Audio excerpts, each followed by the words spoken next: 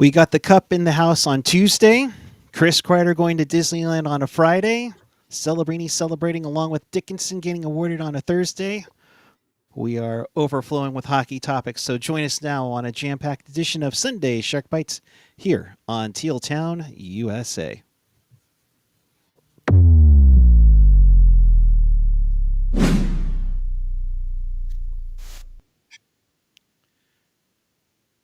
Good evening, everyone. It is June 15th, 2025. Welcome to Sunday Shark Bytes here on Teal Town, USA. If you want to be part of the show, chat with us and fellow hockey fans all over the world on our YouTube page and the app. And of course, follow us on the social, Twitter, Instagram, Threads, Blue Sky, you name it, you love it. Find everything at tealtownusa.com. And if you want to support the pod, please do so on Venmo at tealtownusa or hit us up right now live on the super chat in the YouTube threads. Good evening, Mr. Ian Reed. How are you, good sir? Good. How are you? Doing well, my friend. Thank you very much for joining us on a Sunday night. First, happy Father's Day to you. Thank you. Yeah, it was good. I had a good time. Went and got ice cream with the kids. That was fun. Yeah, I don't know. Hung out with the kids. It was good. Do you have a go-to ice cream flavor? No, we had there's this place up on the highway, which means nothing to absolutely everyone listening to this, but it's up on the highway. It's like the moose. We call it the moose. It has like a big, has a bunch of stuffed moose in it and everything else, and it has like a bajillion flavors. So I usually kind of change it up. And this time around, I got like cinnamon bun, which was fine. It was kind of mid, but it was like cinnamon bun flavored and had like little cinnamon bun chunks in it or whatever. I thought it was gonna be better. It was kind of mid. There's one that I always loved. It's in Swenson's in San Francisco, on Union Heights, and I know, like Ian just said, like a lot of you won't understand that, but you'll get the deal. If you ever visit San Francisco, I'll have to take you there. But marble fudge, oh, that one's good. Or there's one in Walnut Creek near me, called the San Francisco Creamery. Ironic, I know. Golden Oreo caramel. Ooh, that does sound good. That's a great one that they make for a milkshake. But I digress. I'm sure many of you don't even want us to talk about ice cream. You want us to talk about hockey. So good to see you all in the chat. Please hit that like and subscribe button. Did Puckguy's doggos take him out for ice cream too? Not yet. That might be later on after I have my my plate of spaghetti. So good to see you all here. Let's get to the task at hand. I mean, and by the way, shout out Randy Hahn.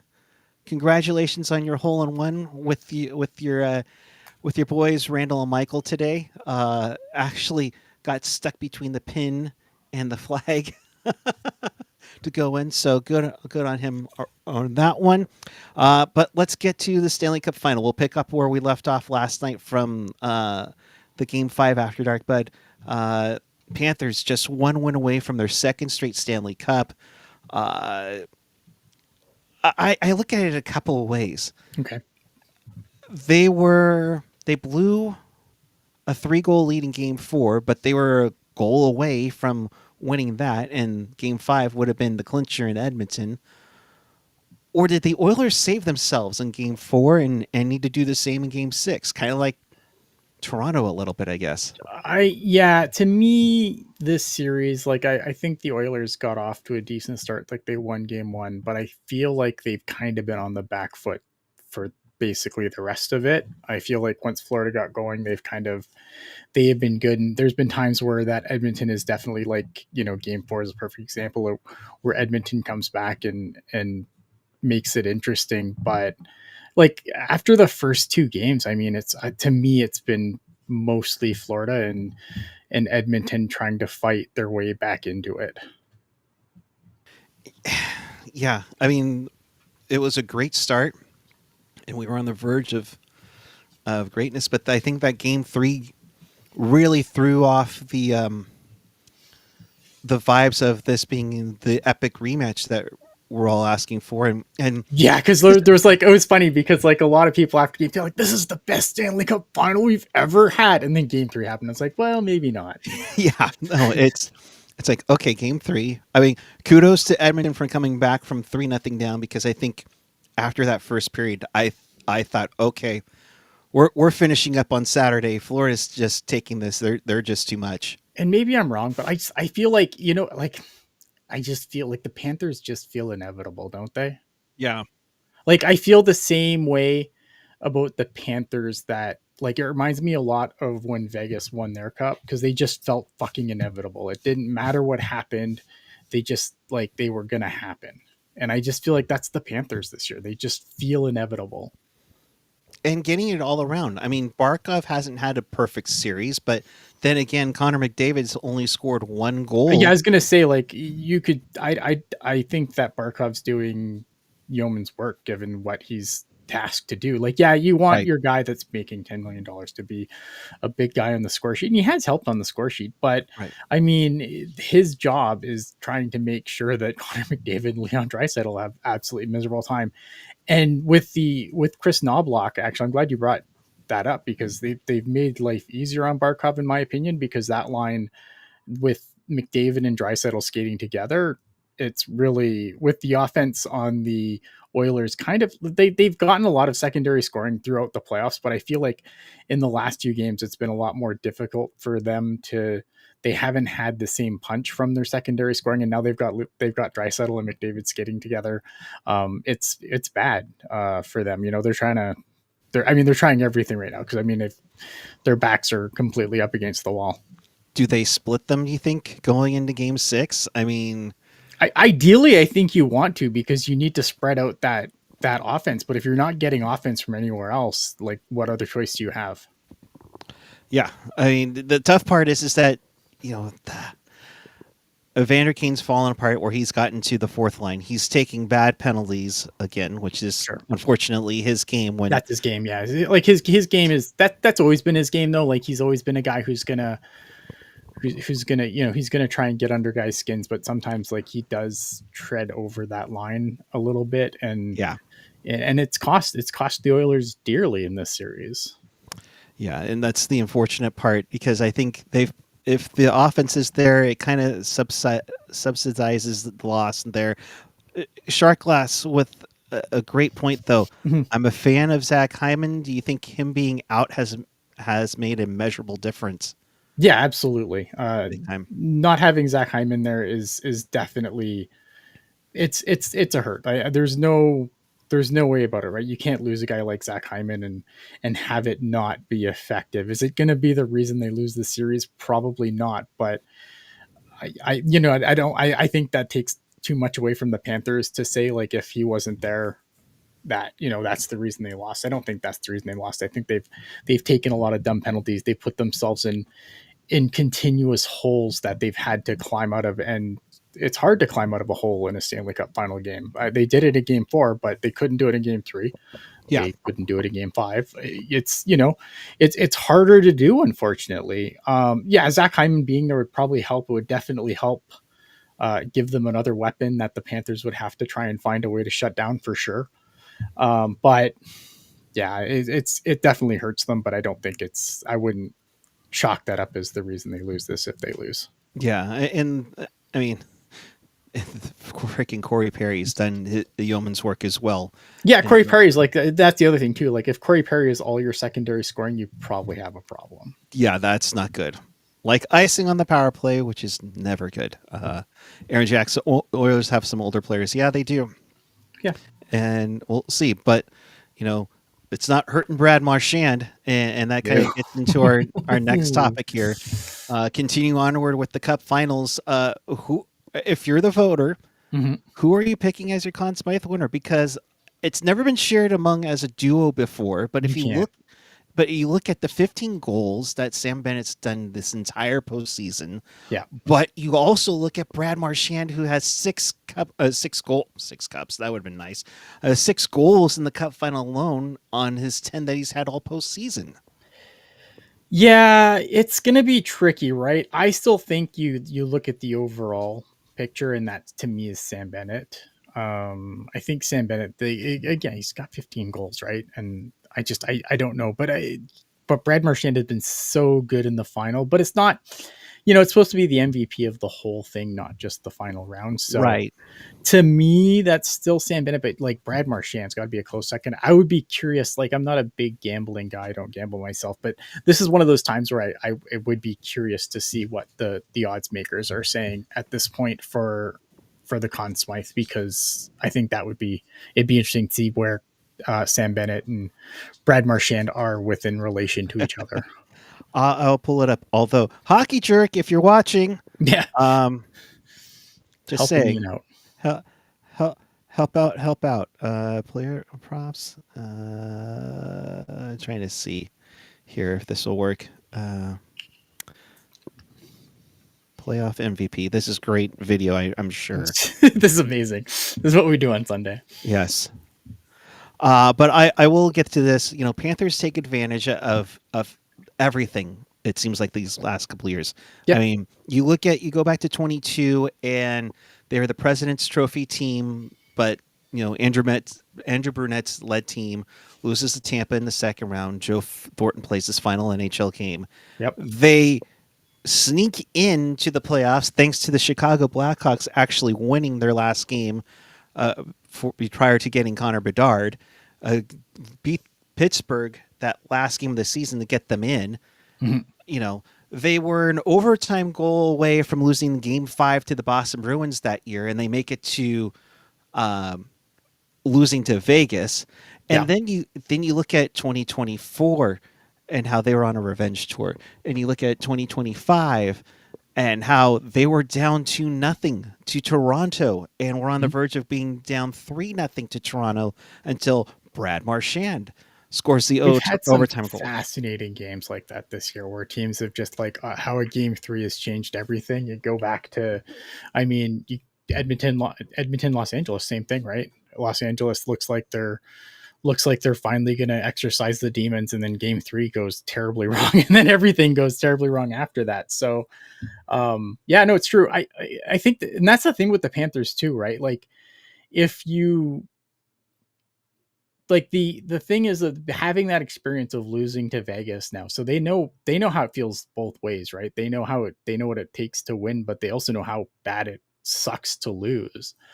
And I think that's like Edmonton obviously also knows what it's like to lose, but like I think having the advantage of knowing how to like knowing that you can get through because you've already done it, and also knowing the pain of being that close and having it slip through your fingers like it did against Vegas, I think that kind of gives them a benefit too, because I think mentally it probably helps them a lot. A lot of people were saying like even after that game 4, they were in pretty good spirits, and you would never have known they had that, that the Oilers came back and beat them the way they did in game 4, because they've been there and they've done it. I don't know. Right. And so you look at that, and it's just incredible how they've taken their luck and gone with it. And that's, I think, a big key that for what the Sharks do down the road. They have to take advantage of that and take what's given to you and go with it. You just Mhm. can't. Be like, oh, this just happened. Yeah. So look at And this is why I think 2019. like I'll say that. this is another reason why, like, just to peel on the Sharks for a second, like this is why I think that this is a team that needs a little more, like a lot more snarl in their lineup, to be frank. Like there's not a lot of snarl there, and I think when you look at a team like the Florida Panthers, it shows why you kind of need at least some snarl. I'm not saying that you can't have like super talented guys that can do awesome things, but I think it, the Florida Panthers have shown like you kind of need that snarl too. Like there has to be some snarl in your game. Right. And the Edmonton Oilers, same thing. They have that snarl in their game. They have guys that can be just absolutely annoying to play against, like a Vander Kane, perfect example of a kind of guy. Yeah. Corey Perry, another guy who's just awful to fucking play against. And it's something that the Sharks, like, this is why, yeah, it's good to have the talent. Talent obviously wins out, but at the end, like, but you need some of that snarl too. So I pulled up the FanDuel Mhm. sportsbook. Hashtag no free ads. Sam Bennett is a minus 165. Okay. Brad Marchand plus 440. So the little more of a That's gap than I thought it would a be. little more than I thought it would be. Yeah. Given that. Yeah. But I still think, I think again, but it goes back to what I said, right? Like it's, given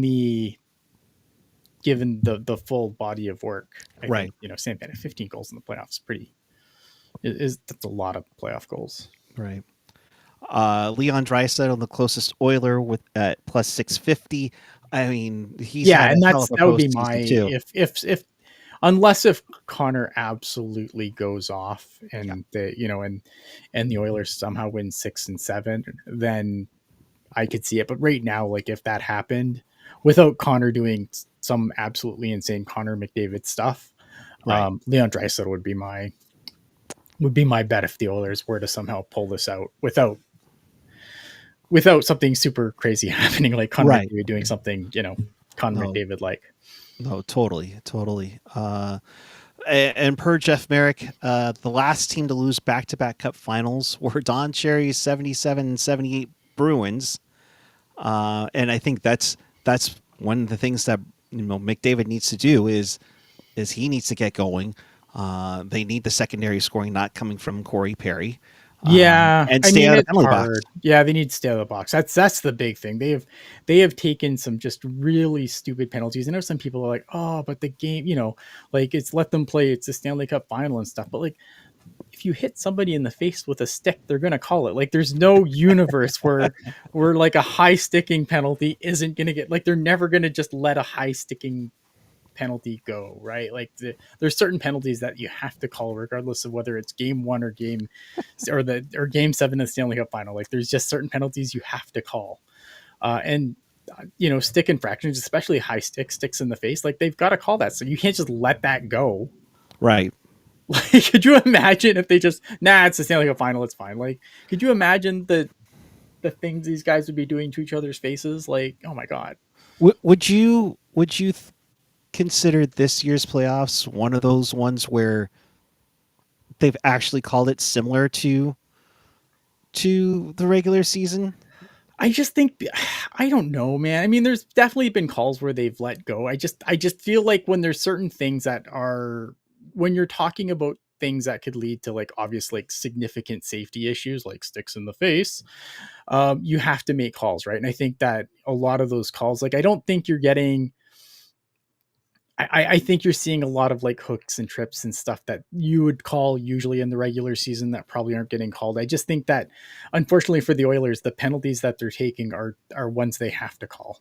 Yes. Sharks last saying today's word of the day: snarl. Thanks, Yeah, Ian. it is. It is the word of it should be. Like it's something that the Sharks absolutely need to start injecting into their lineup. Yeah. That Owen Nolan, Mike Ricci style, Scott Thornton, some of those guys that doing their thing. Kevin Lacey with the death taxes and the worst officiating ever in the final two rounds. I don't Of I course. don't hate it. I'm like, I don't know. Maybe if I had like more of a dog in the fight, I'd be more upset about it. I like I said, I feel like you have to call things that are dangerous. And we'll get to worst officiating ever later in the program. It may not be in the NHL though, and I think you know where I'm Oh, talking it gets about. worse. The lower you Oh, go down, the worse the officiating gets. That I can oh, tell you for sure. yeah, we're getting there, my friend. So, we'll move onward to off ice stuff, the NHL awards. Any surprises from you? I mean, I thought maybe if Hellebuck were to win the Vezina, he definitely get some consideration for the Hart, but he takes the Hart. Yeah, I'm not surprised. I think that the numbers that he put up in the regular season were just silly, right? And like Right, he plays so many games that, like, how normally like the Jennings is split between two goalies. right, Well, it didn't go to two goalies this year because Eric Comrie, who's the backup for the Winnipeg Jets, didn't play enough games to be put on the Jennings Trophy. So it's just Hellebuck's Jennings Trophy. It's his Vezina. It's his Hart. I look at I Connor Hellebuck in the regular season is a god, and I don't know what happens to him in the playoffs. I just think Yeah. I have ideas of what happens to him in the playoffs. I think the thing about Connor Hellebuck, if you watch him play, he plays really deep in his net, and I think you can do that in the regular season when more stuff in front of the net's going to get called. But I feel like when you play too deep in the net in the playoffs, when things are a little bit more loosey goosey and there's a lot more going on in front, like I just feel like one, you're making yourself smaller than you need to be, and two, it's harder to like he's freakishly athletic, but when you start getting all the weird schmaws in front of the front of the net, it's harder to react when you're on the goal line. Yeah. It's tough to see, and to change your way of goaltending in the playoffs, that would be tough to do. So if you're in the net that or that It's close hard, to the right? net, Because again, like you changing think it's like pretty he's tough. so good, right? Like in the Right. regular season, and even like people like, oh, he can't win the big game, but he was like, I still contend like the Four Nations wasn't his fault. I will go to the grave that that wasn't his fault. He played an You leave amazing game. you leave Connor McDavid Right. wide open. Yeah, I you mean, leave my him open the God. slot, like bad things are gonna happen to you. It's Like I thought he was so good in that in the championship game for the Four Nations. I know it's a gold medal game. Is it a gold medal? I don't know. It's a Four Nations. championship, we'll It's call the it. Yep. championship, sure. Yes. You know what I mean? And like I think he was good there. And I thought he kind of bounced back a little bit against Dallas, but I just feel like by the time he got himself kind of sorted, it was just too late. It's a weird thing, but in the regular season, I mean, he was one of like he was so good. And he was just miles ahead of everyone else to the point where like I think a lot of people were kind of high on the Lightning because of the season Vasilevsky Mhm. had, which we didn't even talk about until the playoffs because of how good Right. Connor Hellebuck was. And I think the Vesna voting kind of reflected that as well. Big time. Um, but yeah, I don't know, man. Like he's so good, and it's unfortunate that that he's kind of has these playoff yips because I just think again, like this guy should be one of the all-time best to ever do it, and I hate for him that there's kind of this asterisk of you know what I mean, like Right. this asterisk of yeah, but in the playoffs, and that's the worst kind of asterisk to have beside being one of the greatest to ever do it. And It's that's sad. my yeah, it is. And the concern I have going into the Olympics is that you saw that again in the playoffs. Mhm. How much is Ottinger's, confidence destroyed after this most recent playoff round against Edmonton? And Austin Matthews kind of having a quiet postseason as well. And he had a little bit of a rough Four Nations along with it. So, Yeah, I don't think he was healthy though. He wasn't. I don't think he was healthy at all this year. Like I think he was healthy enough to play, but I don't know. I hope for Austin Matthews, right? Because he's another player that I do like. I hope like whatever it is, like he can get through it this summer and kind of start yeah. next season a lot better. I think Team USA is going to be like I think they're going to be able to get a good team. Yeah, there's going to be some questions like I think what do you do in goal? I think you probably make the net Connor Hellebuck's lose, but like it's not like they Right. don't have anyone else, right? Like you look at some of the other countries where it's like the drop off is big. Oh no, it's not Connor Hellebuck. Okay, it's Jake Ottinger. Oh no, it's not Jake. Okay, it's Jeremy Swayman. Like they'll be fine. Right. No, You know they'll what I be mean? Like they have like the one strength, like and not that's the only strength, but it's a huge strength for Team USA, especially if you want to contrast them with a team like Team Canada's goaltending. Goaltending, I would take USA's goaltending over ours any day, right? And like again, I thought that not to take in with Jordan Bennington because he was obviously also very good in that Four Nations game. He was outstanding, yeah. uh, but if you ask me to take a guy or Jordan Bennington, like the three names I just mentioned, I'd probably take over Bennington. Maybe obviously Swayman has to find his game again next year, which I think he will, having a full training camp and not having the drama of a contract. Like I think he's going to come back. I think he's going to have a much better year next year. Yeah. Um, But if he doesn't, then maybe that would be the caveat to that. It'll be interesting. I just think seeing what the rosters are going to be, it will be I guess quite they're incredible announcing some of the names soon. soonish. Yeah. Yeah, there's a tweet. I retweeted it. What No, I get you. I mean, what did you think of how they did the awards show this year? Nothing fancy in Vegas, just kind of sneak up behind the scenes there magically as a camera while Connor Hellebuck is fishing. And you talk about Eric Comrie, he was the one's like, Where's the other trophy for him?" And I thought that was kind of cool. And then you had kids bringing up Yeah, so sorry, just to go stuff back to the Olympics here. There'll be all the teams will start listing six players, their initial six players that are going to be on their roster tomorrow. The Olympic field, before we move on to the back to the awards here: Canada, Czechia, Denmark, Finland, France, Germany, Italy, Latvia, Slovakia, Sweden, Switzerland, USA is the Olympic hockey field for the Olympics. All right. I like that. Italy, Latvia. So we'll see. Kevin mentioning 6 names per team. I don't much care for that idea, though. Olympics are 8 months away. For Canada, Sweden, fine. Italy, Latvia.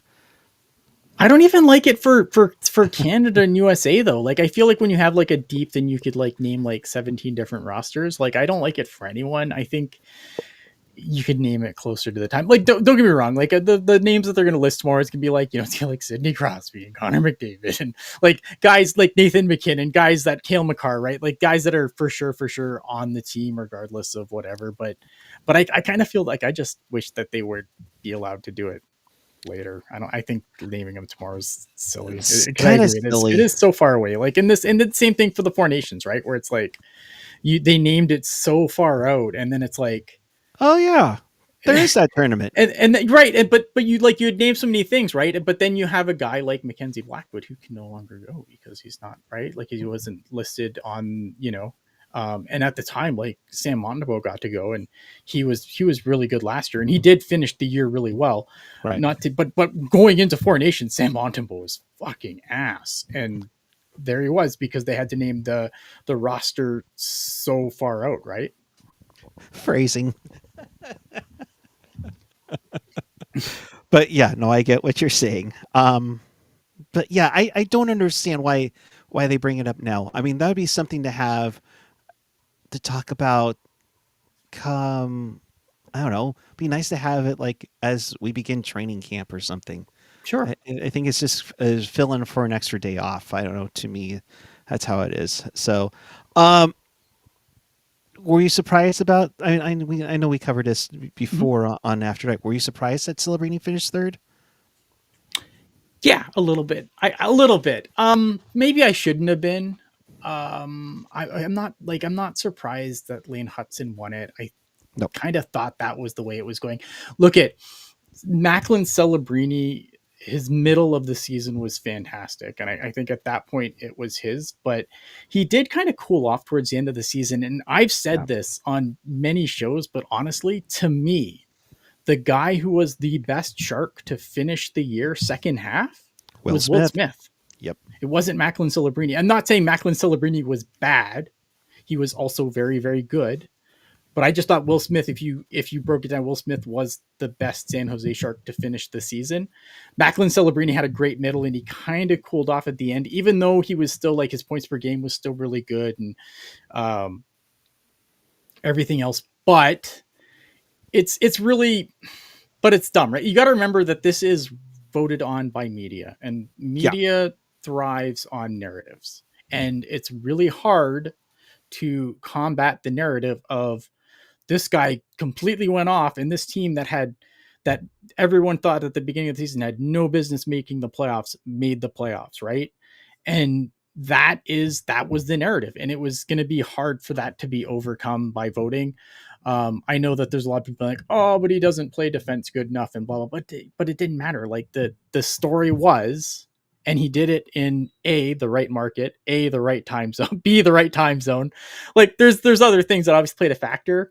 But I do think that it is kind of silly that these guys always get drafted to these awful teams, and then they kind of get punished for being on an awful team because obviously the Sharks were nowhere near the playoffs this year, as we know. Um, yeah, so I mean, I was surprised. Dustin Wolf also, had a really good season. I like Dustin Wolf. He had a really good season. Calgary, was right there again. Another Yeah. guy right there, team that people didn't thought had a chance. And I do think when it comes to the Flames, like they benefited a lot from Vancouver completely having the wheels fallen off. And to their credit, they took advantage of it, right? Because Yeah.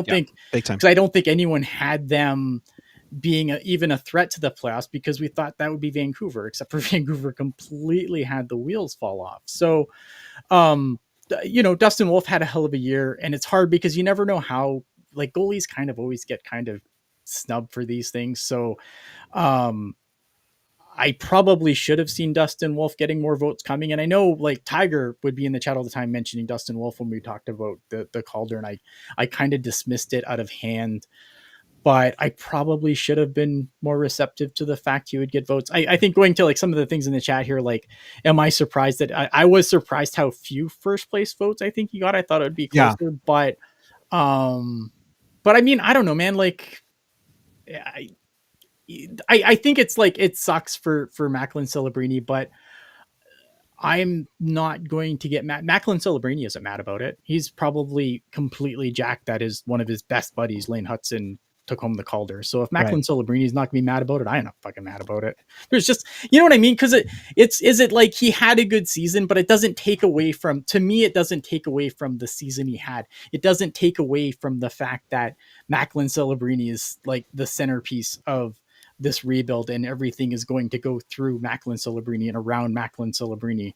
Right. Him not winning the Calder, like it doesn't, I don't need him winning the Calder to validate what he's going to mean to this team going forward. No, and like Net Front Presence is saying in the chat, Celebrini was the best rookie, but Lane Hudson had the best rookie season. Correct. Yeah, and Both can be then true. that's what the Calder is for, right? It's Absolutely. the best rookie season, and that was Lane Hudson at the end of the year. Some people can get mad at me for that, but again, like I'm not going to get mad about it because again, I don't think Macklin Celebrini's totally fussed about it. I think he's ecstatic for Lane Hudson, who's one of his good buddies, played with him in college, and I think that it's fine. It's going to be fine. And speaking of which, happy belated 19th birthday, Macklin Celebrini. We saw the picture of his whole family hanging out, and Yeah. of course, Uncle Tyler Toffoli as well. I think there was a captain in that picture somewhere, but will remains to be seen. Um, speaking of rookies, and of course, In the Celebrini Olympics. in the Olympics. By the way, Celebrini, congrats on making the all rookie team. Of course, the only unanimous forward on there. Marty is asking, who of the young rookies do you see getting the call, though? Celebrini, Bedard, because they didn't get the call for Four Nations. Yeah, and they're probably not getting the call for the Olympics either. Here's the thing, right? With Team Canada especially, is they generally go with a more veteran group. So unless if Connor Bedard and Macklin Celebrini completely go off, then maybe they can get themselves in the mix. But Sidney Crosby didn't go to his first Olympics. Nope. Right? Like it's the way Team Canada's always done it. Do I agree with it? Always no. But like again, yeah, I mean, Sidney Crosby didn't go to his first Olympics either. So would that surprise me with with them not being on the team unless they completely go off like crazy? Right. It wouldn't surprise me. Would I be disappointed? Yeah, of course I would be. But Team Canada generally leans to a more veteran group for these international tournaments, and that's just the way they've always done it. Yeah, so it'll be interesting. I would think maybe one of them gets in, but I don't know if they're going to have the impact like Celebrini had at the Worlds. So we'll see. We'll see on that. Continuing on the celebration tour, of course. I feel like I'm on TSN Sports Center all of a sudden. Yeah. R.I.P. Dutchy. Sam Dickinson, CHL Defenseman of the Year. That's not a surprise. That's not a surprise at all, considering the monstrous year he had for the London Knights. I mean, look at best defenseman regular season, best defenseman in the playoffs. Memorial Cup champion, OHL champion. Like, what do you like? He was so good this year. And again, like that's why when I look at the Sharks next year, like they've got to have a spot for Sam Dickinson on that blue line because they should play him until he says that until he proves he can't play. And maybe he plays, and maybe you send him back to, maybe you send him back to junior before the World Juniors or whatever. Um, but I think he should get a chance to play. And I don't think if he plays more than 9 games, I'm not fussed about it. I think he should be allowed to play until they've decided that he absolutely can't. He definitely marinated in the OHL, so we're not thinking Mirko Mueller from 10 years No, and ago. like it's a different thing, right? Like he was Right. dominant. Like it's a different thing. He was dominant. Like they look at London. London's still going to be London next year. Not going to be this year's London Knights. I think they're still going to be good. I think their backup goalie Medvedev, who's going to be like a mid round, a low, like a second, somewhere probably second, third round pick. He's gonna be the starter next year. Like there's gonna be some horses left on the London Knights team, but it's gonna be mostly a rebuild for them. So it's not like I don't think sending him back to junior would be super great. I think you'd still have a hell of a season, obviously, but he's a victim of the situation that he can't play in the AHL. Yeah. Right. That's the problem. So my opinion is you bring him up, you play him in the NHL as a 19-year-old. You don't run him out there 40 minutes a night, obviously, but you give him a chance to kind of get his feet wet and prove that he can play there. And then if, like I said, and if he can't, it's not the end of the world because again, he's 19 and defense is a very hard position to play in this league, especially with that fucking blue line that he would be playing in. It's a hard position to adapt to in the NHL, but I think you give him every opportunity to do so because I don't think he's going to benefit from another year of junior. Like there's some guys that, maybe it's not ideal, but they can still benefit from it. I don't know that Sam Dickinson benefits from it at all. Yeah, I don't see it either, junior wise. I really don't. I mean, what is he going to do? The same thing again? And you're just, I mean, I don't know. I don't see it happening. You get him as 9, you see what happens. If he does well and I you think want to give I, him I a think chance, unless he blows his 9 games, like I think you let him go past it. I don't think it's a decision that you have to make in 9 games. I think that's the thing that a lot of people are going to talk about because he does have the ability to slide his contract another year if he doesn't play 9 games. But I don't think that should be a consideration at all. I think it's you let him play unless he absolutely blows his 9 game edition, then you send. If he blows it, then for sure send him back to junior, whatever, right? right, Um, but I think even if you're not, if you have any questions that he can do it, you let him go past the 9 games. right, absolutely.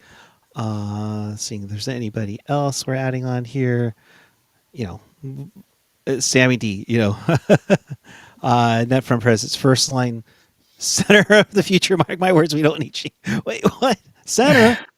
Wait, what? Or are we training Celebrini? I I I don't know. I look at I I- really like Sam Dickinson. yeah, I don't know. It's hard. I think he's gonna be fine. But I think even if he's your second pair left shot defenseman, power play guy, like I don't think that's the end of the world either. yeah. No, I completely agree. I It's just the only thing I worry about is with him, he's gonna need someone to play with, and I don't really like when the Sharks have on their right side. right. Kevin mentioning, about maybe a loan to Switzerland. And is that possible without a London approval? Or does he That's have a to go to London? fantastic question. I don't know the answer to that. I could guess, but I don't want to. Yeah. It would be a guess. I don't. They'd probably have to get London to sign off on it, and if I'm the Hunters, I probably want him back. Because again, I think like London's going to be fine. I don't think they're going to be this juggernaut Memorial Cup threat, but they're still going to be there. I think there's still going to be enough left there that they will be Yeah. at least competitive. Yeah. Kevin, going Nostradamus, Kevin Lacey here. Dickinson's probably going to have a year like Will Smith did this year if he plays for the Sharks. Awful first half, and we'll probably figure it out in the second half. Yeah, no, that's why I think you unless the first 9 games are just Complete completely ass. atrocious, Yeah. you have to kind of ride it out. Yeah. We shall see on that. Speaking of the NHL, we'll finish up the NHL portion of this program with the trades. They're already starting. We saw Chris Kreider going to the Anaheim Ducks in exchange. We had a couple of draft picks. The Rangers received forward prospect Kerry Terrence and a third-round pick in this year's draft. And the New York also sent a fourth-round pick to Anaheim for Anaheim to take on the full salary for Kreider. Yeah, Your thoughts? I think it's fine. I think look at it. The Anaheim Ducks are a team that probably needs to take a step here. They've got the players right. Like I think that they should be. This is a team that should be on the come up, and they were on the come up last year. This is a team that had a pretty significant jump in the standings, at least points wise. Yeah, look at this is a team though. This is a team that's on the come up. This is a team that needs to start. This is a good thing to do. I think Chris Kreider gives them the ability to kind of add a veteran guy that can kind of help, do stuff for the younger guys coming up. But this is a team that needs to keep stepping forward. And this is the hard part of the rebuild. And this is where a lot of teams get stuck, right? Yeah. You look at, up until this season, the Ottawa Senators, the Detroit Red Wings. Like these are teams that they feel like they've been on the come up forever, but they just can't seem to take that next step. So the Ducks are a team that now they have to because they've got a lot of really good pieces now, right? That it's Right. just an issue of insulating them with the right NHL guys. And I think I love their goaltending. I really think really highly of Lucas Dostal. I like, I think you have to probably get John Gibson out of there at some point so Dostal can kind of be the guy. But yeah, look at they're on the come up, and I think Chris Kreider obviously has a couple years left on his deal. Cap space is not an issue for this team, obviously, and there's going to be teams that are going to need to hit the floor, as I keep being told about the San Jose Sharks. Is Ian, they have to hit the floor. It's fine. they can sign guys. So yeah, I like it for the Ducks. I think Chris Kreider, it's weird. It's gonna be so weird seeing him not in a Rangers sweater though, because Yes. he's just a guy like you just think Rangers all the time. It was weird seeing Jacob Trouba the same way. Both, was Kreider a captain at one time too? But I know he was an alternate captain at one time. But I mean, like Kevin's saying, do you think they're as washed up as the Rangers fans seem to believe? Or just trying to gut out, I think look at just based on age curves, obviously I think their best hockey's behind them, but I don't think either are washed. I just think that Rangers situation was completely toxic. Just toxic, right? And you just kind of hope that these guys aren't going to bring any of that toxicity to your locker room now. Yeah, it's going to be interesting to see how that is. I mean, obviously, there's going to be a demand to get things done in Anaheim. At least but make it's playoff not push, the same and as New York though. It's not oh no, even though I don't think the Rangers are once other sports kind of are going, the Rangers can very quickly fall down the list of things. But I just think that Anaheim's a nice place to kind of just to refine your game, and I don't know, I don't want it to work out because fuck Anaheim, but but for Chris Kreider, I hope it kind of works out for him, but again, not too well, because I'm not going to cheer for the Ducks or anything here, but I hope I hope that it works. I hope that it works out for at least for Chris Kreider. yeah. For the Ducks, they're at a little over 63 million, so they do need about 7 million to get to the floor. At least they currently have 32 million in cap space. Many people They do have big contracts coming up though, so they don't want to go too crazy. Right, but many people have been saying this is one spot for Mitch Marner to go to. Yeah. The same thing within LA.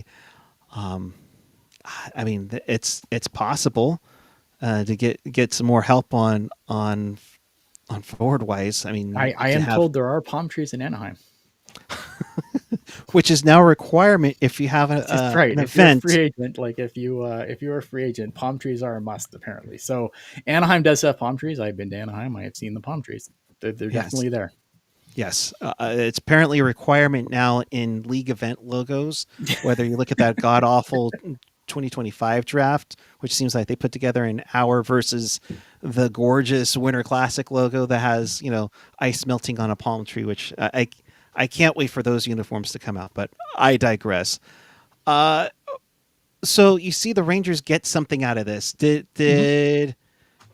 Did GMs learn a lesson from what Mike Rear did in the offseason last year by picking up Barclay Goodrow on waivers for nothing as a good favor?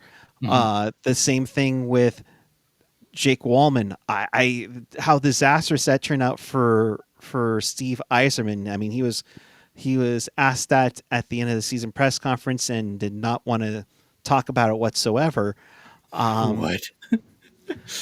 yeah, right. I mean, but I can't see those happening again. It seems like it's something with Sharks GMs, where you have a unprotected first round pick going for Eric Carlson, and now you all of a sudden you see all these at least top Well, 10 yeah, because protected. I mean, again, like the Sharks thought they were going to be good, and it kind of like it's like Canadians always say, it's never a war crime the first time. Like it's so it's yeah, GMs obviously like they do learn from situations. Like obviously when a guy like when a team like San Jose makes a trade for a guy like Eric Carlson, and then they end up their draft pick ends up being third overall. Like GMs obviously like it just shows how quickly things can fall apart. And like no one, I mean, we no one saw that coming. Yeah, Maybe people behind like after the fact will say they saw it coming. I didn't see it coming. Like I thought, oh man, the Sharks would be great. yeah. I thought So I thought they were going to be fantastic that year. yeah, I, and meanwhile they were on the verge of being eliminated in Game 5 of the first round, or you look at it and being six Yeah, but I wins away thought they from were a winning the whole playoff. I damn didn't thing. think that they were going to be that bad that year. Yeah. No, not that bad. Like no one saw that coming, right? But GMs learn from that. They see how quickly something can fall apart. Like the Sharks, I mean, they were basically a perennial playoff team, except for the 2015 they missed, but Yeah.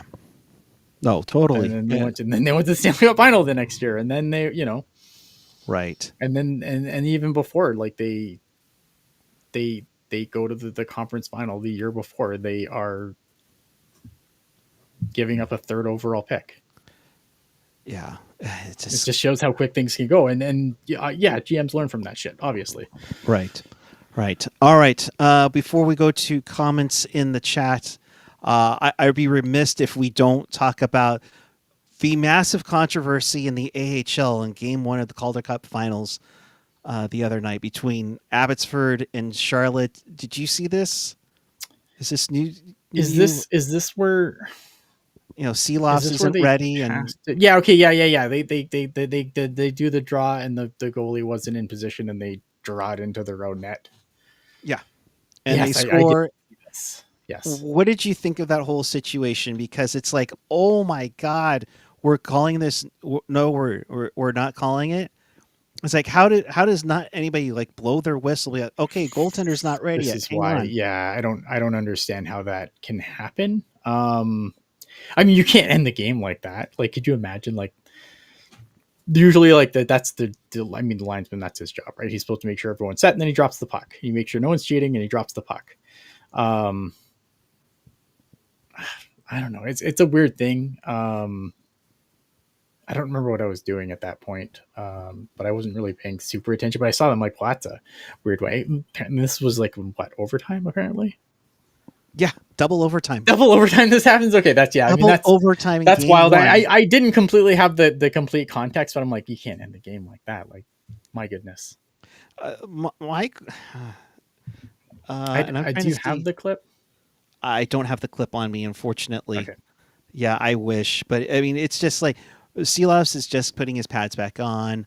I Yeah, think and net I front think president as a former ref of the linesman shouldn't have lined up while the goalie isn't set. So you have to check the goalie first. Let me see if I can find this yeah, it's thing. tough. If you find it, I'll go full and try to pull it up on here because it's just crazy to see because I mean un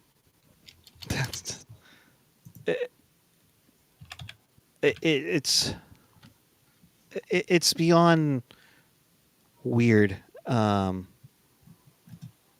between this. I'm trying to pull it up. Sorry, gang. We appreciate you all.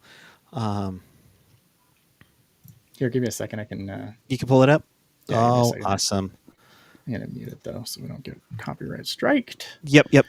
Give me a second. I am going to share my screen. He's got it. Look at this. Ian Reed, everyone. Let me add this to the thing here. I'm gonna make this big. Yep, go for it. Spotlight. There we go. All right, give me a second here, and I'm gonna play this, and we'll see it go. Yep. Just so you can see. So you see, like Seelov's isn't even set, and they drop the puck, and it goes behind him, which is just silliness. It's just crazy how how did you miss that? And I mean I'll he's play it one ready. more time here, and then I'll chill it here. But yeah, like just I don't. Like goalie's clearly not set. I don't know what we're doing. What are we doing? We don't know. All right, let me put this away here. But I mean, how I don't know. how did the ref is right there? The lines. I mean, there's two linesmen. There's There's no an extra. communication, right? Yeah, Communication is free. Brett Hedican told me this many times. exactly. By the way, Brett, I hope you're feeling better. I know he just had a procedure and he reached out to him for that. Oh, But yeah, I wasn't aware. that was crazy. Marty T saying you see it at the start of every period. Ref signals of both goalies, then the timekeeper, then they drop the puck. Yep. It's just still, It was in fairness, it is second overtime. People are tired. People make mistakes. This is when the game gets very sloppy. As the game gets longer, the games get sloppy. Even though it's like 4 minutes but into the second but overtime, so maybe not. the worst case scenario is that then Abbotsford comes down and they score and win the game, and awkward. Oh gosh. 49 shots to 28. My goodness. So Sealofts, have yourself a night. yeah, no craziness. And then Charlotte comes back today to even the series at 1-1. They're probably like, yeah, should have been 2-0. But and Kevin saying I didn't know the referee has to check that though. So I don't know. Pretty That's sure, yeah. that's tough. I look at it this way though. If Abbotsford wins, aren't if you're Manny Malhotra, aren't you a little peeved that you didn't get a chance to coach the Vancouver Canucks? I mean, granted, I know you were busy with the Calder Cup playoffs in Abbotsford, but I mean, I think he'll get his chance. I mean, he's a guy who is kind of starting to get talked about when these things come up. So I think he's a guy I think who's definitely going to get a chance at some point because he has done a pretty good job with this Abbotsford team. Obviously, I don't know. Like I think he's going to get a chance. His name seems to be a name that does start coming up now. So I think he's going to get it. Maybe it's not in Vancouver, but I think other teams are going to start. Calling about him if they start getting more like obviously all the rotating coaches has stopped right now, but I still think he's a name that is going to start coming up more in these searches for teams that are looking for somebody who's with some fresh ideas and not a retread, not Peter DeBoer. yeah, which we haven't heard a replacement yet for PDB in Dallas. Well, that remains to be seen. So, all right, Kevin. Kevin's like, I'm telling you, the linesman is supposed to check the centers on the onside dilemma. And the centers are supposed to be sure their own goalie has said, I don't know that it's the linesman's fault. There has to be something like, but even still, like if you're about to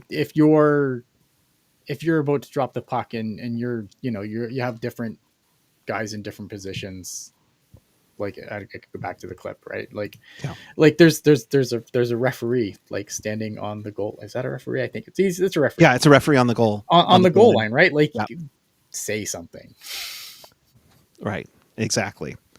So, all right. Let's go to some of the comments in the chat that I've kind of starred in here a little bit. Let's just go through these little bit by little and keep adding them on. We're just going back Yeah, from yeah, what I yeah. saw earlier. Net front presence. I think SJ is set on the left, as Ian just said. Right D is our real weakness in the lineup. I'm unsure if there is a top line RD player in the system. There might I don't be, think so. but I want to target some from right defense. Yeah, it's definitely something like this is something that they're going to have to address in some way, shape, or form. What is Polkop left or righty? I don't know. I feel like they're flush with. And if that's the case, if they are flush with left defense, do they make moves either at the draft or in the offseason Oh no, to? Polkamp's a righty. I just don't know if he's a number one dude though. Yeah, they're gonna need something. It's something that they're absolutely going to have to address at some point. But I just think again, like drafting's the easiest way to do it. But unfortunately for them, like again, and this is where Matthew Schaefer doesn't have either because he's also a lefty.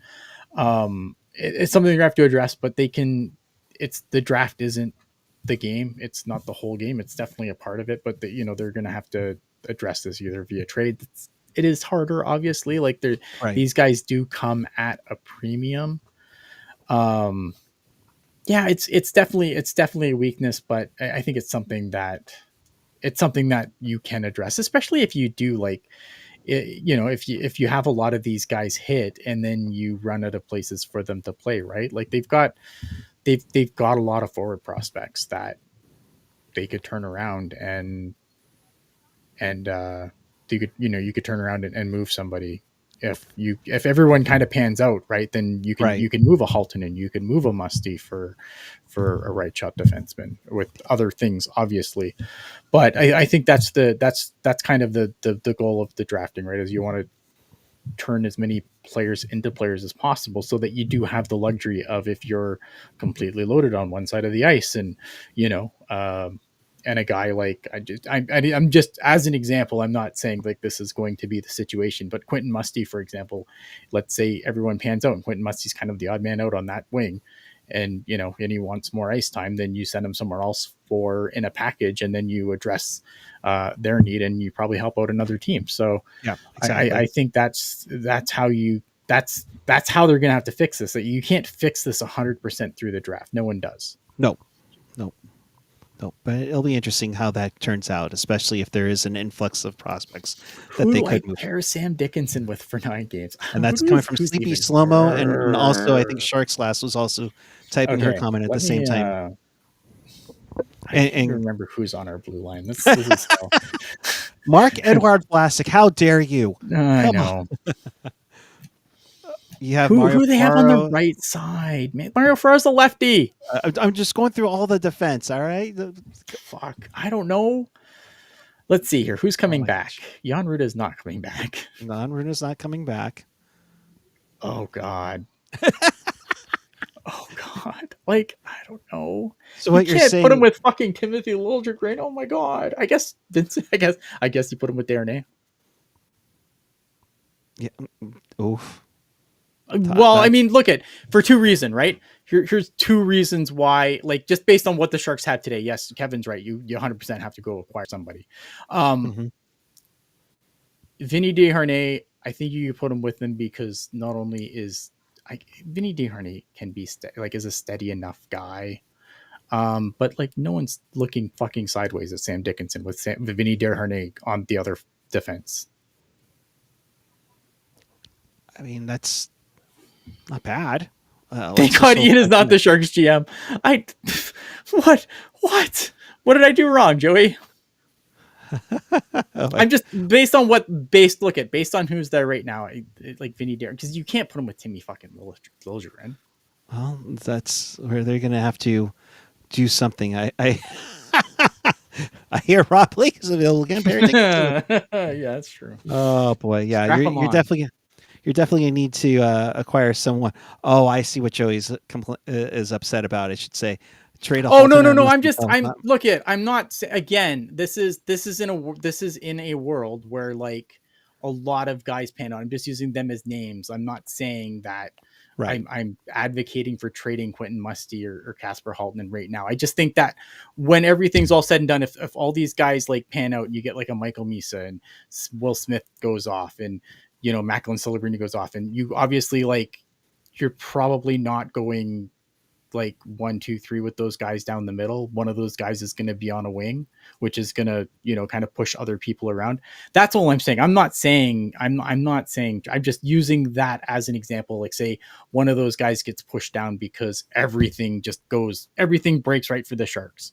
Right. Then maybe one of those guys, who's definitely like a good prospect, but they're not the top. They're not the Celebrini Smith Yeah. Misa tier To of prospect. to defend Ian, yeah, he's just saying that if everybody flourishes, then you have that Yeah, if availability. everything breaks right, and everything never breaks right for the No. record. I'm just saying, like, I'm just using them as an example. I like Quentin Musty. I like Casper Haltman. I just think that when you're looking at guys who are, secondary prospect guys. If if everything broke right, Ray Whitney and Pat Falloon would have been a dynamic duo for the Correct. Sharks for years. Correct. And that The didn't same happen. the same with the two first round draft picks that we had the year later in Mike Rathje and Andrei Nazarov. How did that turn out for you? And those were both top 10. You Yeah, know, and again, this is all oh, projections, right? Like I'm not saying, I'm just saying that if everything breaks right and you have like, it's a good problem to have. I agree. And that's why I just use those guys as an example of guys that you could move to plug other holes. yeah. Sleepy Mofo. Speaking of holes, NYR making room for Marner. Maybe. I mean, I think, look at the New York Rangers always go big game hunting. So it wouldn't surprise me to hear them in the mix there. But I just think that other teams are going to have more cap space to offer more money. It'll But be I don't think I don't think the Rangers going after him is a crazy thought either. no. And 32 thoughts today with Elliot Friedman saying that Marner may not be looking for a 7-year deal. So we'll see how that goes. It might be a 4, like Austin Matthews has been doing in Toronto. Net front presence. For some reason, I hear that the Islanders are looking to move on from Dobson, or maybe because of Boquist. Would you go for either one? Would you trade any of those picks at the draft for If I Niles? think if the Islanders are going to be stupid enough to give you Noah Dobson, you definitely take that phone call and you see what you can do to get him. But I think now that they're going to get Schaefer, like you're gonna have Dobson and Schaefer as your top pair. Like why would you trade half the top pair of a blue line, right? Like why would you get one guy and then trade the guy that's harder to get on the right? The guy on the right side is going to be the harder guy to get. That's just the way it works. So Right. to me, like I know Dobson's name was there earlier, but I think it's crazy that he's even consideration if Matthew Schaefer is the guy they're going to take at first, and I have no reason to think that they don't. Yeah. Let's continue on. I'll kind of picky off of Marty Toronto's comment here. As long as Bennett doesn't expect 10 plus million. Oh, I want like before Sam Bennett had this playoff run. Sam Bennett was probably top of my list of guys that I'd want to bring in because again, I think he's a guy who could play. He could play minutes. He's hard to play against. He definitely brings the snarl that the Sharks desperately lack on their team. But now my concern is that the money that he might command to come here, and I think it's Right. fine, right? Like again, everyone's going to remind me, Ian, the Sharks have nothing but cap space or whatever. But the thing that the Sharks have to be very, very careful about right now is that who they signed this summer, right? If you sign a guy to a big number this summer, you have to be ready to pay Celebrini more than that when he comes up. That's my concern. You don't want to. I'm worried about obviously like cap space isn't a huge issue, but at some point it will be because the cap's going to keep going up, but it's not going to be going up so much that you can just throw stupid money. And I do have a concern. Like if you bring in a guy, like let's say just for argument's sake, and again, I'm not advocating for this, but let's say you bring in a guy like Mitch Marner at 14 million. Well, Mm-hmm. doesn't Celebrini get more than that when you're finally comes time to pay him? Yeah.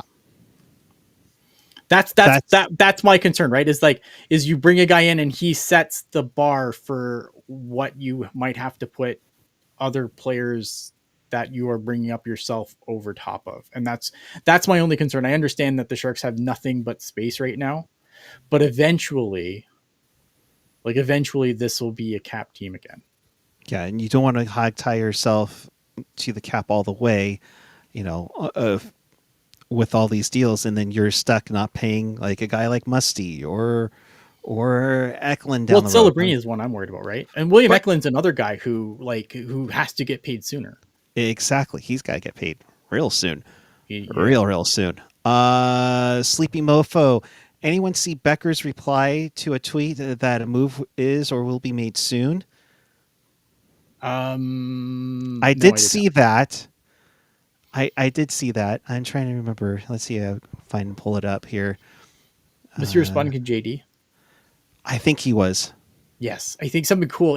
Because Jason said, I believe I did see this where it's like this would be a good day for Mike Greer to do something cool, and then Yeah. he responded that.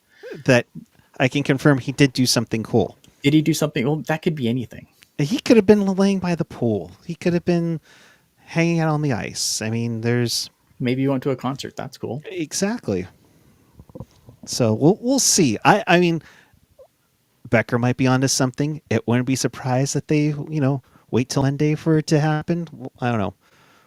Yeah, and again, like I just want to go like because NetFriends think, yeah, I don't want the Sharks to make big moves. They're gonna have to make some big contracts soon. They are gonna have to be. I just don't want them to sign a deal that's going to set the bar high for some of these new contracts to come in over top of. That's my concern. I don't mind if they spend money. Like they have to spend money just to hit the floor. Like they're gonna have to spend money. I just worry about contracts that are gonna set the bar higher for when Celebrini has to get paid. And look at Celebrini's next contract, they're gonna, people are gonna remind you that, oh well, he has no say or whatever. But the longer you kick that can down the road, the higher that number is gonna get. Yeah. TLBT saying GMs should stand their ground. Say guys to like Marner, you can get 10 mil for 7 years or 13 mil for or whatever for 4 years. 7 by 13 is brutal, and that's kind of funny because that's almost what we gave John Tavares. Right, and that is actually a good point because John Tavares came inside in Toronto for 11, right? Yeah. And all those guys came in over top, and that's kind of what I'm talking about. It's a really good example of what I'm talking about, where they signed the guy that they brought in John Tavares, and then everyone that they developed themselves came in above that. And then you have the core four. You had dead cap, which no one saw coming at the time, which in Toronto's defense, no one saw the pandemic coming, obviously. Right. But it made a lot of problems for them, right? Because the cap did stop going up. I'm not saying that there's going to be another worldwide pandemic or the cap's going to stop going up, but I think that there is going to get to a point where the NHL is going to run out of ways to get it to jump at the pace it's going to jump at over the next couple of years. Like eventually it's going to slow down again. There's just not enough revenue streams that they can keep bleeding to make this continue. And not to go on an AHA style rant here, but you look at the revenue that they've been getting with all the betting, with all the advertising, including the precious jerseys. They're so precious. Let's put a Caesar Sportsbook thing on there. Let's put a Highmark patch on there. It's like, how many do you have so much revenue stream coming? You would think that the ticket prices would be ridiculous. I just did my Sharks my Shark Pack for next season. Mm-hmm. Nosebleeds are $52 behind. I guess it'll be Askarov. Unless you sign up for a full season where they're like $34. I mean, that's going to be a pricey get. And I'm telling you right now, when this team does return to the playoffs, yeah, it's gonna be rough, super right? pricey. But I mean, that's the only place. But even that has a limit. Like Yeah. I think you can only bleed fans so hard too. Like it's going to get to a point where people are going to be like, I mean, it already is. I mean, it already is expanding out of people's, like incomes aren't expanding at the rate that these tickets are increasing in Oh, price. And I think yeah. like there's going to be a point where again, and that kind of goes to my point, right? Like there's going Right. to be a point where this is going to slow down again. Although, you know, Austin bringing up a very good point in the chat about expansion. Like obviously expansion does help those. Expansion has been a big reason why revenues have boosted the way they have. Vegas has been a huge boon. Seattle has been a huge boon because not only do you get more, you know, you get more ticket revenue from those teams. Obviously, you get more jersey sales and everything else. And it does obviously help. And when you do your US TV deal again, which isn't due for a while now, they just did it, right? Yeah, they're just halfway through it now. Now Yeah. that So, I mean, like that'll probably increase in price, but like, I don't know. I mean, I guess I didn't think the Canadian deal could get any bigger than it did, and it still managed to creep up a little bit. But yeah. I at some point, it's gonna have to slow down. Let's get to Yeah. Rob's super chat here. I was going to say really quick, are you ready for Atlanta to come back? I don't care. Yeah, whatever. Great. They Bring look it on. like they're ready to go. Bring it So, on. I don't care. Marty saying everyone is for growing the game unless of course it's within Canada. Yeah. Well, yeah, because there's no I look at I wish that Quebec could have another team, but I don't Right. know how successful another team in Quebec would be with the way that with the way things are rising. And I think Quebec would have a tough time. But I mean, they've got a building. They built a building. Like they have a Gorgeous building. fucking QMJHL team playing in an NHL building because that's what they were told. Build a building, and you know we'll consider it. I would love for Quebec City to get another team. The problem is from a business perspective. If you're the NHL, is there's nowhere in Canada where you can't turn on a game on Saturday night and you're not getting serviced by an NHL team on, you know what I mean? Like Right. no matter where you are in Canada, you are in somebody's region. You are in somebody's region. You're being served by a team. So adding another team doesn't do anything for big picture because it's not like you can ask for more money in Canada because again the television, like it doesn't make the Canadian television deal any more lucrative because everyone in Canada, it's not like the States where you're expanding to markets and then you're actually bringing hockey back to that market regionally Right. on television, and you're also expanding your footprint. Like Canada's covered coast to coast. There's nowhere in Canada that you're not being serviced by an NHL team. You're in somebody's region. Yeah, and that would be the case for no. You look at the NHL where you do have 7 teams up in Canada. There are markets in the U.S. You can look at Phoenix now, Houston, Atlanta. Those are Yeah, big and top 10, 15 markets that are not serviced by an NHL team, correct. but they are with the NBA. Correct. Yeah, and then they're NBA and probably baseball and probably football, right? Yeah. And speaking of which, we'll go to Rob here with the $5.99 super chat. Thank you, Rob. Super Hatch, of course, support, keep the lights on, and we don't take any of our hard-earned money to keep the place going here. He's asking, when RSN revenue starts drying up, that's where the pain will start and the rising cap will slow down. No, it's not going to. It is going to have. Here's the thing with the regional deals are negotiated between the team individually and the network. It is hurting and it's not good, especially like you look in Chicago where like a bunch of people didn't have access to the new channel that the thing was on. But it doesn't. It hurts teams a little bit, but it's the national rights that really drive these deals. It's not really the Exactly. regional things that they do have effect because they hurt the bottom line of that team specifically, and eventually that will bring down that will hurt revenue a little bit. But the national rights is where the that's what drives up the cap is the national rights. The regional deals don't really make, they're kind of a drop in the bucket because it's more for the team's bottom line. And obviously if teams are struggling, that does hurt the cap over, like it would hurt the cap overall. But I just don't think it's going to have the impact you would think it would have on the cup, And on the cap going up or down. and you also look at you talk about Vegas and Seattle. Look at Utah and look at how they've done a crazy job within now 14 months since getting a team Mhm. out of nowhere, and just how the Mammoth are just helping out versus the Desert Dogs, and that Yeah. sucks, but that's a tough one. Kevin asked, let me see here. Who would Saskatchewan lean to? Calgary? I probably I don't know this for sure. Like I don't know who's where everyone's region starts and end.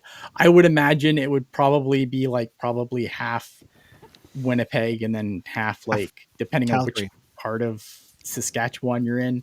There's some regions where like you're in multiple teams regions, right? Like I get regional games for both the Senators and the Leafs, so I wouldn't be shocked if they got like if they were in the region for Winnipeg and Calgary or Edmonton. Yeah. Or Edmonton, Calgary, in Or Calgary and Edmonton. Sorry, that was maybe, yeah. old Jay I'm and not. Dan joke. I don't know. I don't know exactly where all the region boundary lines are, but I know for sure that regardless of where you are in Canada, like you are in somebody's regional package covers your area. You're getting games that aren't getting blacked out. Right. It goes to show also, and I think that's why that Heritage Classic game that was in Regina a few years ago was Calgary and Winnipeg, because it was kind of like the middle point of both of them. So Yeah. we'll see. Net front presence already worried. Oh gods, if there is an expansion draft, SJ is going to lose great young talent. No, not necessarily, because usually like the thing that the expansion draft is good at, it protects a lot of guys that haven't played in games. I don't I think that they might have to make some trickier choices on guys. Like you'd probably have to protect like an Eklund, or you know what I mean. But I think a lot of the other guys, depending on how soon this hypothetical expansion draft happens, I think that they would be fine. And I think you're looking at least 3 years down the line for it. Probably, although you never say never, man. I don't know. It'll be interesting, right? Because I think the first thing like everyone has to remember is they've got to get the CBA done first before Right. they even think about expansion. They got to make sure the CBA is done, which should be done soon. It From should be done soon. all sounds all signs are pointing to it being done very quickly, Yeah. soon ish. Marty T saying, I just think that's why you don't put hockey teams where hockey fans are already exist. Yes, there might be representation, but is every Nordiques fan just naturally also a Habs fan when Quebec leaves? Or when I That's a think when the Nordic, fantastic question, because I think like it's an interesting question, because that was such a rivalry back in the day, right? Like those teams did not like they to put it into perspective, there was one trade between the Quebec Nordiques and the Montreal Canadiens, one yeah, in the entire history of obviously both those franchises existing. Like that's how much those teams did not like each other.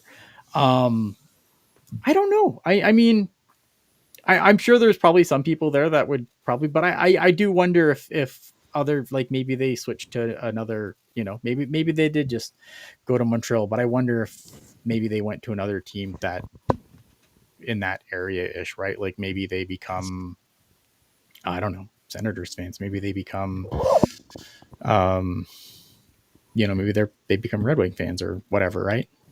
yeah. I mean, that's the thing. Red Wing, There's, like Bruins. I think there's like a lot of Bruins fans out like in the East Coast for some reason. I don't of know. It's course. weird.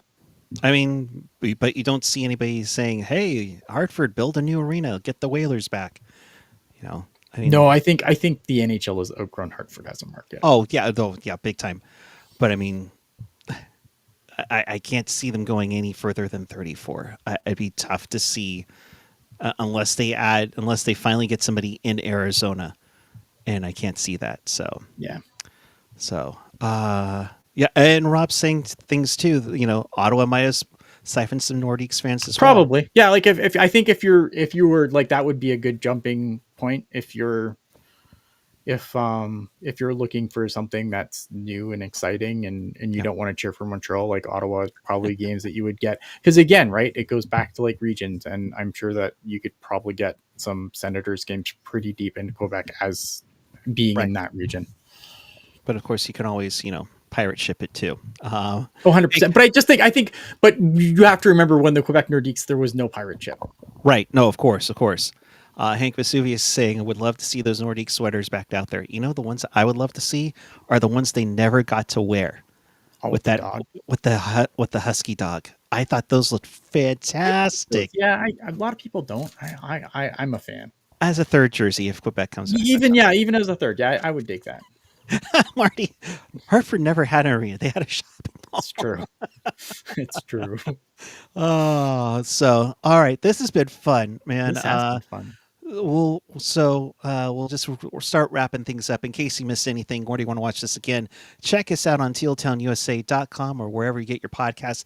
This one will go up on the audio site, so be on the lookout for that. If you are watching us on the YouTube channel, and I assume that many of you are, hit that like button, hit that subscribe button. We have a lot of stuff coming up, big time. Let's see. I have what? We have 15 likes. Come on, let's at least Yeah. let's Yeah, at, boy. let's get to Chernyshev. All right, let's get to 24 on there All right. at that. So, all right, my friend. So we have Game 6 of the Cup Final coming up on Tuesday. Florida can win it. We can present it. So be on the lookout for that. If they don't win and it goes to a Game 7, we'll be on Friday following that one as well. Once the gloves start going confetti style, of course. But we also have something you are working on with Jules and Mark this week. Yeah. So Wednesday, 6 Pacific, 9 Eastern, we're gonna do our little draft preview show. I think we are basically hammering it all out, kind of last minute it a little bit. We'll have our top 10 lists. We'll talk about, which will be fun because I think we had a good time with this last year, kind of just contrasting lists and kind of putting feet to the fire a little bit as to why maybe this guy is somewhere else. We're also going to talk about obviously what the Sharks might do in the later rounds, obviously, and then obviously we'll take your questions and everything else. So yeah, it'll be Wednesday night. So look forward to that. Gotcha. Like a tiger saying, one like for every defensive player Jules picks at 30. We'll keep you on that. Jules hoping for a Game 7 like I am. Let's do that. Rob bringing up one point that they are keeping monitoring things in LA. As Rob's saying, I hope their curfew ends in LA before the draft. The draft is coming up. I did kind of play around and see where if they can go anywhere. Honda Center is booked. Shark Tank is booked. So that it's not like they can't cancel the draft party and then just do the 2-day event there. They do have an event at the Shark Tank on Saturday night. I don't know if that can be moved or whatnot. Doug Bentz, Jonathan Becker, you know where to find me if you can let it know. If you could do it Inuit Dome, it'd be interesting to see to go outside of an NBA building and maybe do it the Forum. I don't know where you could maybe do it. It'll be interesting to see how it happens. We'll keep you up to date on that if anything changes and on that part. But stay safe out there. We love you all. Ian, your final thoughts before we? Yeah, I mean, look, I hope that obviously, I hope everyone's being safe. Obviously, be good to each other. Yeah, I hope that the draft can obviously go on. But obviously, bigger things in the world happening right now. Yeah, I mean, it's so hopefully they can figure it out. And mostly you just want people to be safe. That's it. Yeah, I don't know. I don't really want No. to get too into the weeds. Yeah, no. World events right now, but I just, I hope that they can find a way to do it where it's safe for everyone involved. Obviously, no. We want to have everybody enjoy themselves and be safe and appreciate one another. Work together. Teal together is why that whole thing has been a thing. Yes. Hank Vesuvius saying the whole draft is remote this year, isn't it? No, it isn't. It's a kind of a hybrid. There are going to be players in like there's going to be some stuff happening there. It's not going to be like it's not going to be the big show it's been in previous years, but it is kind of all getting run through one place. I think, especially in the later rounds, I don't think there'll be much going on as far as like people there, which is fine, man. I don't. Again, like, do you need to bring the entire city of San Jose up to the podium to make the second overall pick? Probably not. Like, we need to put an end to this. But it's going to be interesting to see how this works because I'm looking at it as it is for like the NFL draft, when it was at Radio City Music Hall, Mm-hmm. considering where they're setting it up. So we'll see how that goes. The Zoom draft, I doubt the league would lose a boatload of money if they did a Zoom draft. They're not like, how do you want to do that? Like, I don't know, man. Like, how do you even do that? Yeah, and unless somebody can cancel an event either at Honda Center or the Shark Tank, I can't Like, see what do you them. do? Send a jersey, do not open until you're picked. Like, Or I think what it did. like, how do you know what I mean though? Like, how do you do it remotely? Like, I don't know. Yeah, yeah, yeah. So Do we'll not see how it open. goes. You have look at if All the picks listen, get sent Mr. 30 hats. Mr. Misa, could you open bag number 2, please? That's the Sharks jersey. Like, what do you Oh, don't so open bag number 1. It's a Blackhawks jersey, please. not that one. No, that wouldn't that be an interesting draft lottery? Okay, Michael Misa, you have 30 boxes to choose from. Which box are you picking? Which box are you taking? And then we all lose our crap when when he picks the Vegas Golden Knights one. But Oh, yeah. fucking son of a bitch. So all right. So Tuesday we'll recap Game 6. Yes. Thursday draft preview show. Friday maybe Wednesday draft preview show. or Wednesday. Sorry. Excuse me. Wednesday. Wednesday. Yes. Yes, Wednesday. We'll be on there for that. So, all right. Until then, thank you for watching. Appreciate each and every one of you. Until next time, keep it real, keep it teal, keep it real, teal. Have a great night, everyone. Does the conversation move over to Discord? We'll find out. Maybe. Maybe. Have a great night, everyone. We'll see you later this week.